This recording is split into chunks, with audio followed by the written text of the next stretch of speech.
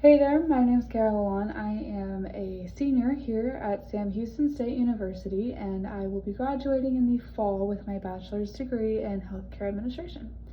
As of right now, I am not an administrator. I am a flight attendant for Southwest Airlines, and I have been here for about a year. I'm actually currently filming this in West Palm Beach, Florida. I don't know if I said that right. West Palm Beach is Florida. Before I became a flight attendant, I was working at HEB as an assistant service manager out in Houston, and that was not a direct administrative role, but there definitely were administrative responsibilities in the assistant service manager role. So for this LinkedIn assignment, I chose the administrative human resources module on LinkedIn Learning to kind of give myself a better idea of what that looks like day to day, what the responsibilities are, what you could be doing, what you are in charge of as human resources come into play in an administrative role. So there is a lot of really good content. It was a pretty long video, but there is a lot that this video had covered. She starts in the beginning by saying that employees are your customer. And I feel like that was a really good way to put into perspective what you could transfer, how you could transfer your skills if you have previous customer service experience, how you could transfer those skills into an administrative role. There's a lot of things that she talked about, such as compensation and benefits, and kind of how to classify your employees, because you do have different kinds of employees all throughout the workplace. You could be full-time, you could be part-time, you could be salary, you could be hourly, exempt, non-exempt, basically being able to get OT, not being able to get OT. Company policy and handbook. She gave really good examples about what you would do if you were working for a smaller company and over time that company starts to evolve, and so you kind of need to change your handbook. A really good example that she gave was dress code. She said that she started, and she meaning the instructor that was in this video, that she started at a really small company where when it was starting up it was very casual, but as they started to gain not only more employees but more clientele, the handbook kind of needed to reflect that and go to show a little bit more of business casual, a little bit more on the business side of attire. Another thing that she talked about, which is pretty big, I feel like, for administrative roles, is the recruiting. And again, basically your upkeep of employees as being an administrator. That's kind of what that role really entails, is that you, like she said, are the employer to your customers, which is your employees.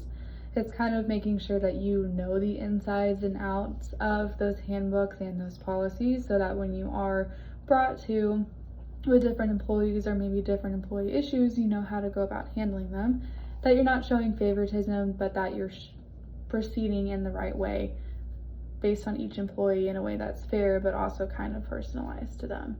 So one of those things she talked about was always having kind of an open door policy, making sure that you're always approachable, and even though people might be scared to come talk to you because they think that you could get them fired, but you do still always have an open door policy, and they can come in and talk to you and rant to you and give you all of their problems, and you can say, okay, here's how I can fix that within the workplace. And that was really cool for her to kind of like bring around. But back on recruiting, that one was a really big segment on recruiting, because it's like screening the candidates, getting ready for the interview, actually hiring the candidate, and then you have to, get them ready through all their trainings, or if there's different certifications that they need, being that person that kind of takes care of all of that.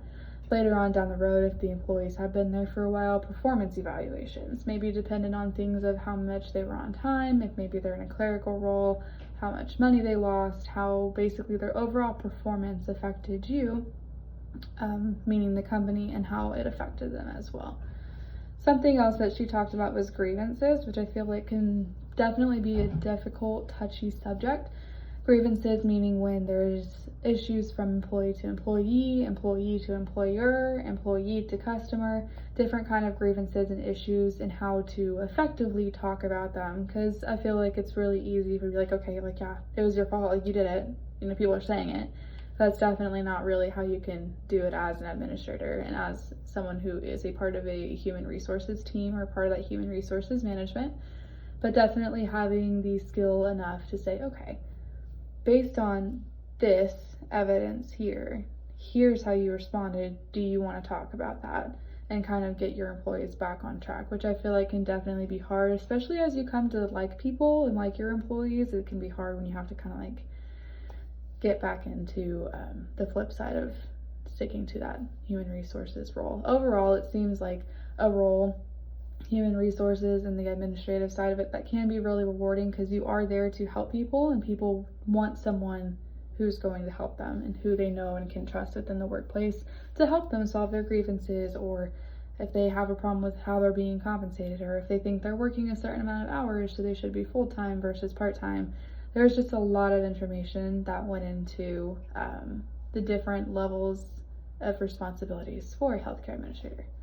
So like I said, I am not a healthcare administrator. I'm not any kind of administrator. I am a flight attendant. But some of this I felt like how it could apply to my current job and then to hopefully my future job I'll get into.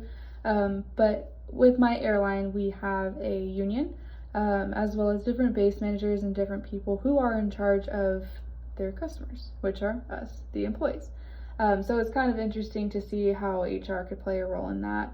I will say, employee to employee, we try not to have a whole lot of issues here, especially if you're flying with them. I say that on my end. I can't speak for the other people that I work with. I'm sure if they have issues, they handle it in the right way. But like customer resolutions and customer grievances are something that does come across our doorstep pretty often, especially when we're working a flight where they weren't happy, or they didn't end up leaving happy, or maybe a different one of my coworkers said something to them. I feel like this kind of gave good insight as to how you could go about that, especially because everything in my current role is safety related, which, you know, in healthcare is also safety related. So it definitely gave more insight as to how to have those conversations of it's not a personal attack on you, it is for a safety protocol. Hopefully in, you know, my future role of being a healthcare administrator, all of these skills can be super applicable.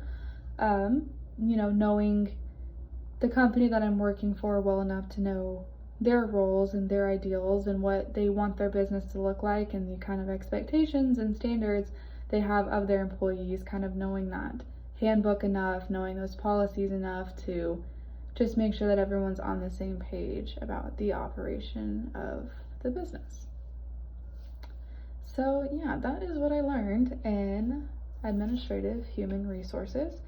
Hopefully I get to put all of these skills to use one day. Okay.